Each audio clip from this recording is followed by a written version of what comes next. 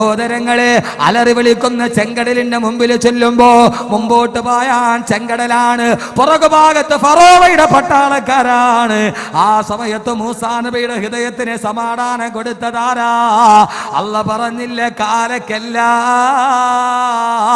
ഇന്ന മഅയ റബ്ബി സയഹ്ദീൻ.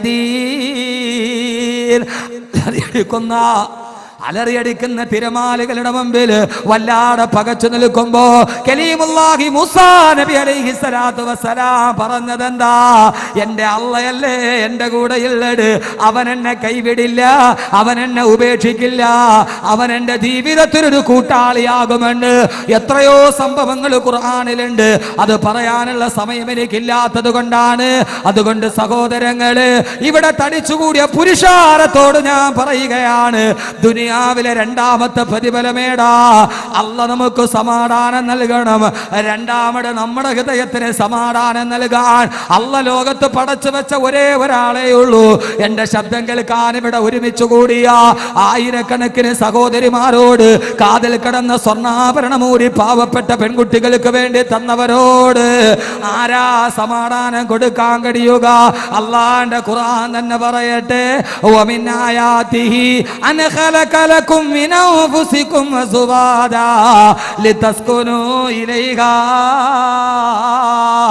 അല്ലാഹ് പറയുന്നു, നിന്റെ ഭാര്യക്കാണ്, നിന്റെ ഭാര്യക്കാണ് ഏത് പ്രയാസമുണ്ടായാലും, ഏത് ബുദ്ധിമുട്ടുണ്ടായാലും, എത്രയൊക്കെ ജീവിതത്തിൽ പതറിപ്പോയാലും, സ്വന്തം ഭാര്യ കൂടെ നിന്നാ, എത്ര വലിയ കടബാധ്യതയാകട്ടെ, ഏത് വലിയ മാരക രോഗമാകട്ടെ, ഏത് വലിയ പ്രയാസമാകട്ടെ, അല്ലാഹ് പറയുന്നു ആർക്കാ കഴിയുന്നതെന്നറിയോ? ലിതസ്കുനൂ ഇലൈഹാ. നിന്റെ ഭാര്യക്കാണ് കഴിയുക നിന്റെ ജീവിതത്തിന് സമാധാനം നൽകാൻ. അള്ളാഹുവിന്റെ ഏറ്റവും വലിയ സമാധാനത്തിന്റെ ഏറ്റവും വലിയ നിദാനമേടാ, അത് നിന്റെ ഭാര്യക്കാണെന്നല്ലാണ്ട് വിശുദ്ധ ഖുർആന്റെ ആയത്ത് വെച്ചിട്ട് ഞാൻ പറയുന്നു, മഹർ 2012 സംഘാടകരെ, അതിനെ ഏറ്റെടുത്ത നാട്ടുകാരെ, നിങ്ങൾക്ക് അല്ലാഹു നിങ്ങളുടെ ഭാര്യമാരെ ജീവിതത്തിൽ സാലിഹത്താക്കി തരുമെന്ന് അല്ലാഹുവിന്റെ വിശുദ്ധ ഖുർആൻ. അല്ലാഹു തൗഫീഖ് നൽകട്ടെ. ഞാൻ പറയുന്നത് ജീവകാരുണ്യത്തിന്റെ ഖുർആന്റെ പ്രതിഫലമാണ്. അൻസാറുകളുടെ സ്വഭാവം, ഒന്ന്, അല്ലാഹ് ദുഃഖിപ്പിക്കൂല. രണ്ട്, ഇത് വേറെ ആരും പറഞ്ഞവരുമില്ല. രണ്ട്, ഭാര്യമാരെ അല്ലാഹ് സാലിഹത്താക്കി തരും. തഖബ്ബലല്ലാഹ്, തഖബ്ബലല്ലാഹ്. അല്ലാഹു സ്വീകരിക്കട്ടെ, അല്ലാഹു സ്വീകരിക്കട്ടെ. മഹർ 2013 അടുത്ത വർഷം 2 പെൺകുട്ടികളുടെ മുഴുവൻ വിവാഹത്തിന്റെ ചെലവും 2 പെൺകുട്ടികൾ ഏറ്റെടുക്കുന്നു. തൊട്ടി സാലിഹ് ഹാജി, അബ്ദുൽ സാഹിബ് കുണിയ. തഖബ്ബലല്ലാഹ്, തഖബ്ബലല്ലാഹ്, തഖബ്ബലല്ലാഹ്. അല്ലാഹു സ്വീകരിക്കട്ടെ, അല്ലാഹു സ്വീകരിക്കട്ടെ. അവരെ അല്ലാഹു ഏറ്റെടുക്കട്ടെ. നിങ്ങൾക്കൊരൊറ്റ ദുആയേ ഉള്ളൂ എൻ്റെ മനസ്സുകൊണ്ട്, ഒരൊറ്റ ദുആ, നിങ്ങളെ അല്ലാഹ് ഏറ്റെടുക്കട്ടെ. പിന്നെ നിങ്ങൾക്ക് പേടിക്കാനൊന്നുമില്ല. അല്ലാഹു സാലിഹ് ഹാജിയെയും അബ്ദുറഹ്മാൻ സാഹിബിനെയും അല്ലാഹു സുബ്ഹാനഹു വ തആല അവരെ പൂർണ്ണമായിട്ട് അല്ലാഹു ഏറ്റെടുക്കട്ടെ. അവരുടെ മലക്കുകളുടെ കാവലിലാക്കട്ടെ. അവരുടെ കുടുംബത്തിൽ അല്ലാഹു ബറക്കത്ത് കൊടുക്കട്ടെ. പാവപ്പെട്ട 2 പെൺകുട്ടികളെ ഏറ്റെടുത്ത ആ മഹാപുരുഷന്മാർ അല്ലാഹു അതിൻ്റെ ബറക്കത്ത് കൊണ്ട് അല്ലാഹു സുബ്ഹാനഹു വ തആല അവരുടെ മക്കളെ അല്ലാഹു അവർക്ക് സാലിഹീങ്ങളാക്കി കൊടുക്കട്ടെ. ഇതാണ് അതിൻ്റെ പ്രതിഫലം.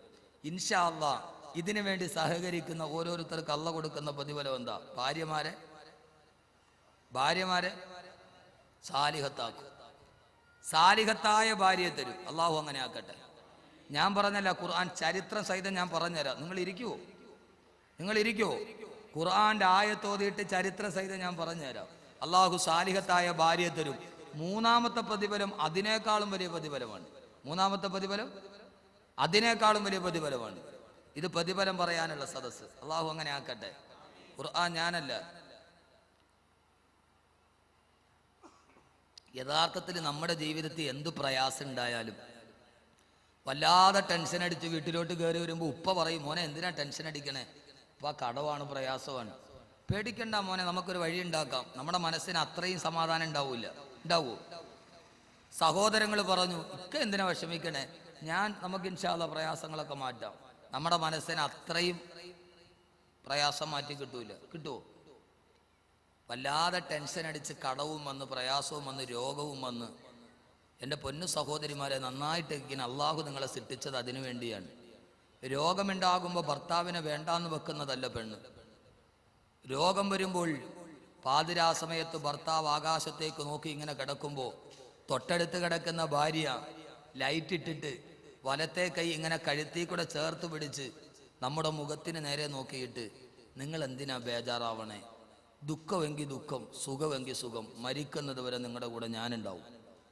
എന്താണെങ്കിലും നമുക്ക് രണ്ടുപേർക്കും ഒന്നിച്ചനുഭവിക്കാം, ഹൈറാവട്ടെ ഷറാവട്ടെ എന്ന് ഒരു ഭാര്യ പറഞ്ഞാൽ ആ സമയത്ത് മനസ്സിന് കിട്ടുന്ന ഒരു സമാധാനം ലോകത്ത് വേറൊരാൾക്കും തരാൻ പറ്റൂല. പറ്റുമോ? എന്താ തലയാട്ടാത്ത? നിങ്ങൾക്കൊരു പ്രതീക്ഷയില്ലേ ഭാര്യമാരെ കുറിച്ച്? ഓളെ കൊണ്ട് അങ്ങനെയൊന്നും നടക്കൂല ഉസ്താദെ. അവള് വേണമെങ്കിൽ കഴുത്തേക്കടെ കൈയിടും, ഇട്ടിട്ട് എന്ത് ചെയ്യുന്നറിയോ? ഓള് കഴുത്തേക്കടെ കൈയിടും, പക്ഷെ ഇട്ടിട്ട് ഞാൻ കൂടെ ഉണ്ടാവുമെന്ന് പറയൂല. ഈ ദജ്ജാൽ ഇതോടെ മരിച്ചിരുന്നെങ്കിൽ എന്ന് പറയും, കഴുത്തിന് പിടിച്ച് ഞെക്കൂ ഉസ്താദെ എന്ന് പറയും.